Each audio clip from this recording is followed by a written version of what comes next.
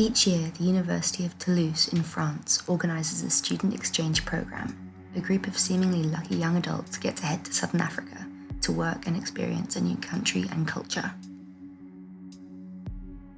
On April 18th, 2018, 20-year-old Norwegian girl Marie Ostbo arrived in the coastal town of Sedgefield with her group of excited international students. They were busy doing a tour of the Garden Route, a beautiful 300-kilometre stretch of the southwestern coast of South Africa that tourists flock to see for themselves. The students went out to a beach bar close to the Afro-Vibe backpackers where they were staying.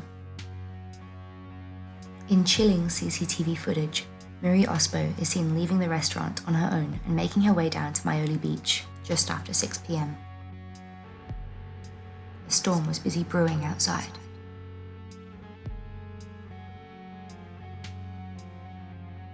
She was wearing a floral t-shirt and dark jeans. The last known photograph taken of her showed a young and enthusiastic girl with blue eyes and long blonde hair standing on the balcony, overlooking the view of the beach she would later vanish on. When Marie didn't return back for dinner, her fellow students raised the alarm.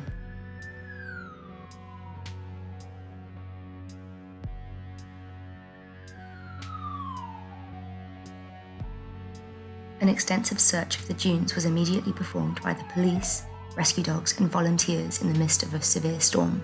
Just 100 meters from the backpackers, her cell phone and shoes were discovered, scattered in the sand. They were close to a white hat that was not hers. Police did take the hat as evidence, but nothing ever became of it. Daily, about 50 people would fine-comb the area using scanners and metal detectors in the search for shallow graves. However, no leads or motives were found.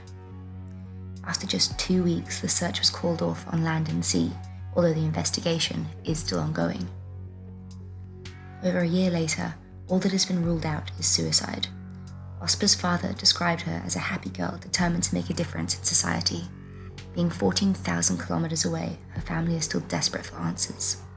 The National Sea Rescue Institute says while there is speculation of drowning, no evidence supports that theory. Unfortunately, the coast on which she did disappear is famous for rough, sharky waters and has a history of unrecovered bodies.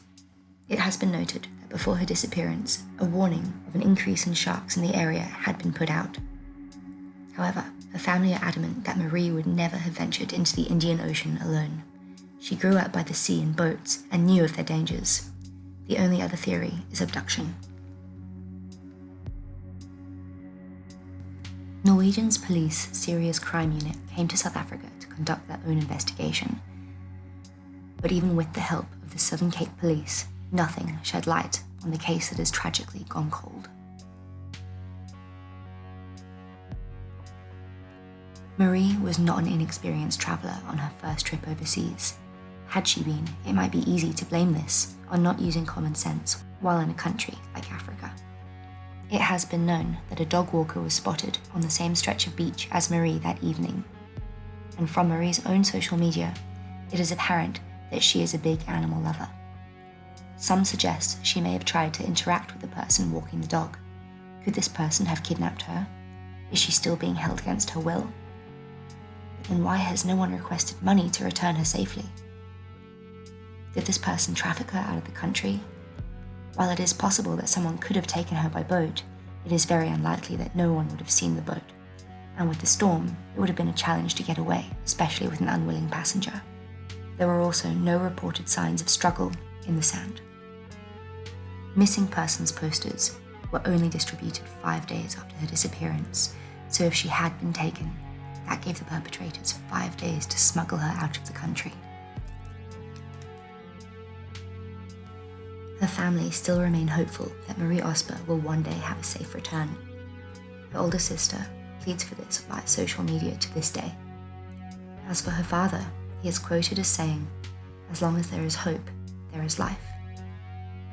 The frustration that this family has gone through due to the wrong information given to various forms of the media is astounding.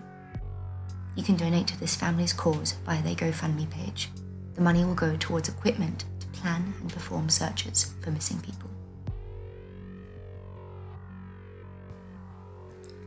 What do you think happened to Marie Ostbo?